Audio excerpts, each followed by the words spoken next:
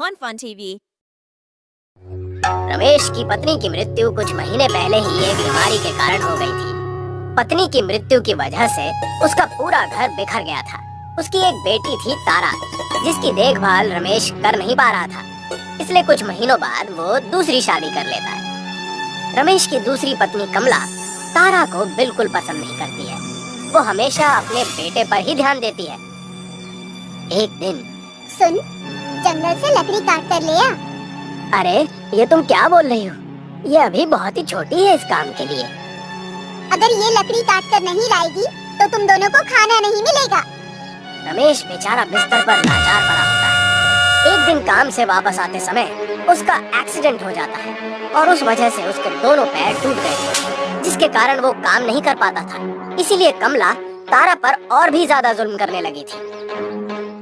पिताजी, आप चिंता मत करो, मैं जंगल से लकड़ी काट कर ले आऊंगी। तारा एक बहुत ही ईमानदार और दयालु लड़की थी। वो जंगल से लकड़ी काटने निकल जाती है। काफी दूर चलते चलते वो थक जाती है और एक आम के पेड़ के नीचे बैठ जाती है। तभी उस पेड़ के पास एक आदमी आता है और पेड़ को काटने लगता है। ये देखकर, अरे, आप इस पेड़ को नहीं काट सकते। हट जाओ मेरे सामने से, नहीं तो मैं तुम्हें भी काट दूंगा। मैं आपकी शिकायत राजा जी से करूंगी। आपको जो करना है कर लो। ये सुनकर वो आदमी वहाँ से भाग जाता है और तभी पेड़ कहता है, लड़की, तुम्हारा बहुत बहुत शुक्रिया। आज तुमने मेरी जान बचाई। मैं तुम्हारा एहसान कभी नहीं भूलूंगा। इसमें शुक्रिया कैसा? ये तो मेरा कर्तव्य है। तारा ये कहकर आगे निकल जाती है। थोड़ा आगे चलने पर उसे एक बूढ़ी औरत दिखाई देती है। वो पानी पानी कह रही होती है। तारा उसके पास जाती है और, क्या हुआ माई? बेटी, मुझे बहुत प्यास लगी है। यहाँ पास में ही एक कुआं है, पर मैं वहाँ तक नहीं जा पा रही हूँ। माई, मैं जाकर पानी ले आती हूँ। उसके बाद तारा उस कुएं के पास जाती है और पानी निकालने के लिए बाल्टी डालती है कि तभी, लड़की, तुम मुझसे पानी नहीं ले सकती। पर क्यों? तुम्हारा कर्तव्य है राहगीरों की प्यास बुझाना।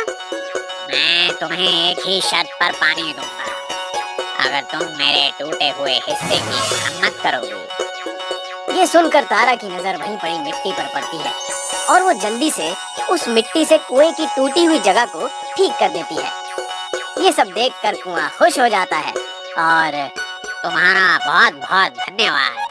मैंने यहाँ आने वाले कितने लोगों से कुएं को ठीक कराने को कहा, फिर भी किसी ने मेरी बात नहीं मानी, पर तुमने कर दिया। तुम्हारा फिर से धन्यवाद। उसके बाद तारा पानी लेकर बूढ़ी औरत के पास जाती है और वहाँ उन्हें पानी पिलाती है। पानी पीकर बूढ़ी औरत तारा को आशीर्वाद देती है। तारा आगे लकड़ी लेने चली जाती है। थोड़ा आगे बढ़ने पर उसकी नजर एक खरगोश की तरफ पड़ती है, जिसके पैरों से खून निकल रहा होता है। तारा उस खरगोश के पास जाती है और, अरे, तुम्हारे पैर से ये खून कैसे निकल रहा है? वो जंगल में यहाँ वहाँ कूदते समय मेरे पैरों में चोट लग गई थी। तारा जल्दी से अपनी फ्रॉक से एक टुकड़ा फाड़ती है और खरगोश को बांध देती है। ये देखकर खरगोश बहुत खुश हो जाता है और उसका बहुत शुक्रिया अदा करता है। उसके बाद तारा आगे निकल जाती है और देखती है कि सामने बहुत सारी लकड़ियों का ढेर लगा होता है। तारा जल्दी से लकड़ी उठाती है और घर के लिए निकल जाती है। लकड़ी उठाते समय तारा की पूरी फ्रॉक खराब हो जाती है। ये देखकर, अरे, मेरी पूरी फ्रॉक खराब हो गई। अब माँ मुझे बहुत मारेंगी। ऐसा सोचते हुए वो चल ही रही होती है कि तभी उसे वही खरगोश वहाँ दिखाई देता है। खरगोश भागकर तारा के पास आता है और, मैं तुम्हारा यहीं पर इंतजार कर रहा था। तुम्हारी वजह से मेरी चोट एकदम ठीक हो गई है। तुम्हारा शुक्रिया। इसमें शुक्रिया कैसा?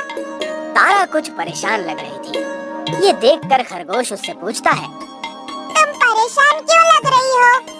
तारा खरगोश को सारी बातें बताती है।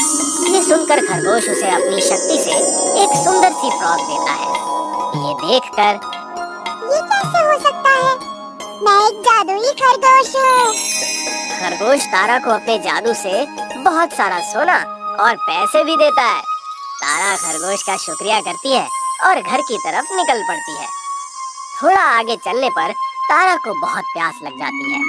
तभी उसे वही कुआं दिखाई देता है और तारा उस कुएं के पास जाती है और बेटी, तुमने मेरी मदद की थी, तुम मेरे कुएं से मीठा पानी पी लो।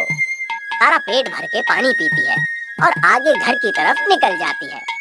आगे चलने पर तारा को आम का पेड़ दिखता है जिसे एक आदमी काटने आया था।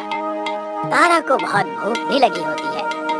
तारा आम के पेड़ के पास जाती है और तारा को देखकर वो पेड़ कहता है, बेटी, तुमने मुझे उस आदमी से बचाया था। ये लो मेरे मीठे मीठे आम और अपनी भूख मिटाओ।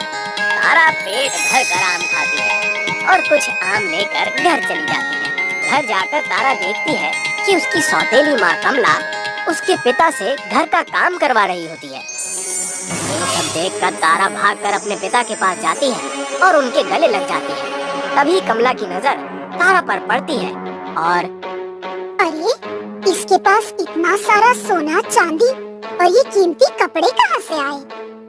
उसके बाद तारा अपने पिताजी को अपने साथ हुई घटना के बारे में बताती है। ये सब सुनकर रमेश तारा को गले लगा लेता है। अगले दिन कमला भी अपने लालच को पूरा करने के लिए रमेश से लड़ाई करके अपने बेटे के साथ उसी जंगल की तरफ निकल जाती है। उसे वो आम का पेड़ दिखता है। तभी वहाँ एक आदमी आता है और पेड़ को काटने लगता है। कमला और उसका बेटा उस आदमी को हटाने की कोशिश करते हैं। तभी वो आदमी कहता है, हट जाओ मेरे रास्ते से, नहीं तो मैं पेड़ के साथ तुम दोनों को भी काट दूंगा।